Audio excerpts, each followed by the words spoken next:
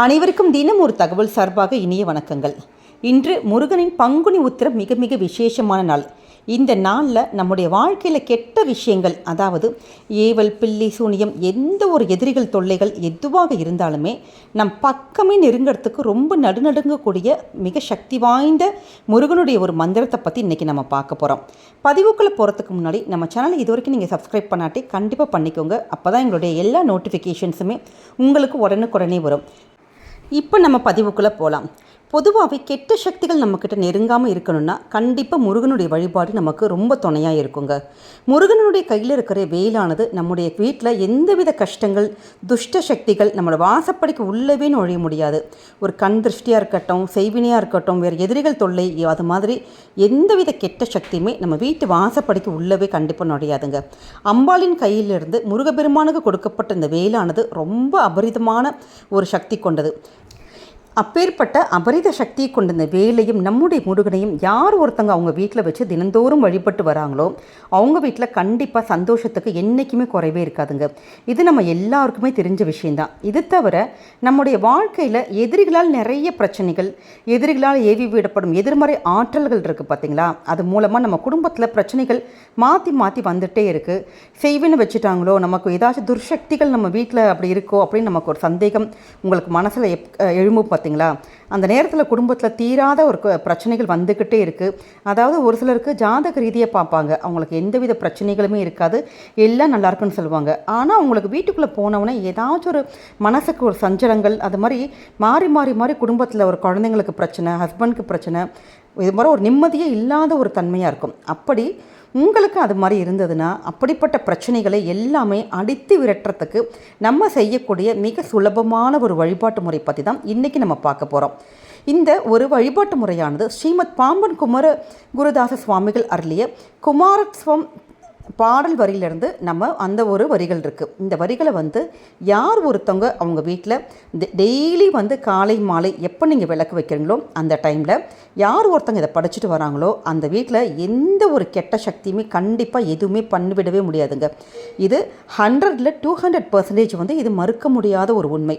அப்படிப்பட்ட சக்தி வாய்ந்த இந்த ஒரு பதிகத்தை பற்றி தான் இன்றைக்கி நம்ம தெரிஞ்சுக்க போகிறோம். அதை நம்ம குடும்பத்தில் நீங்கள் ஒரு பூஜை அறையில் உட்காந்து நீங்கள் படிக்க படிக்க எதிரிகள் உங்கள் தலைப்பக்கம் கூட வச்சு கூட படுக்க மாட்டாங்க.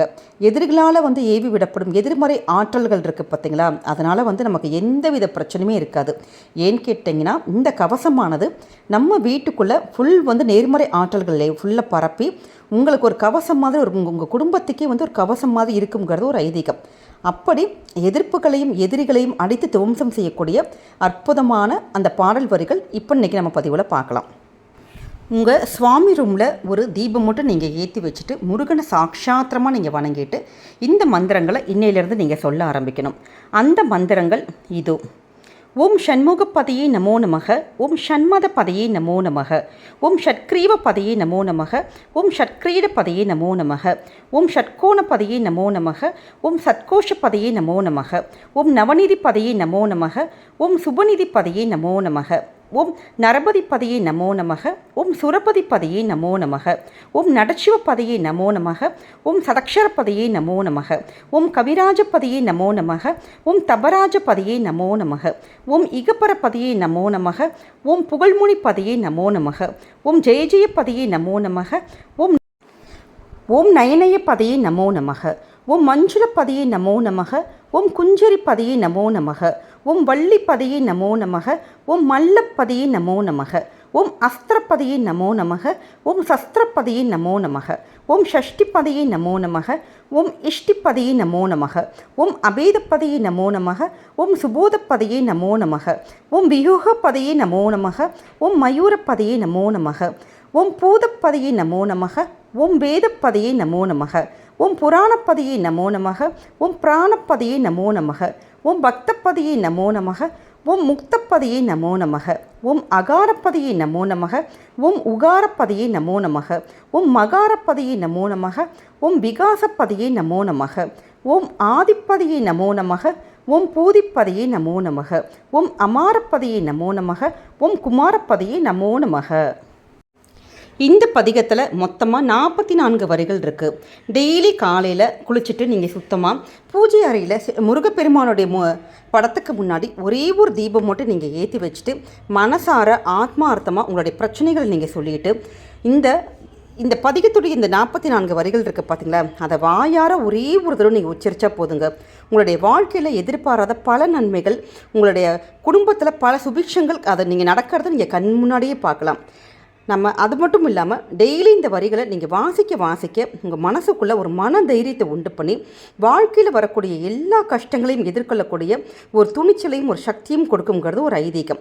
இந்த பதிகத்தை யார் ஒருத்தங்க தொடர்ந்து 48 நாள் உச்சாரணம் பண்ணிகிட்டே வராங்களோ அவங்களுடைய வாழ்க்கையில் நம்ப முடியாத மாற்றங்கள் நிச்சயம் நிகழுங்கிறது 200% உண்மைங்க.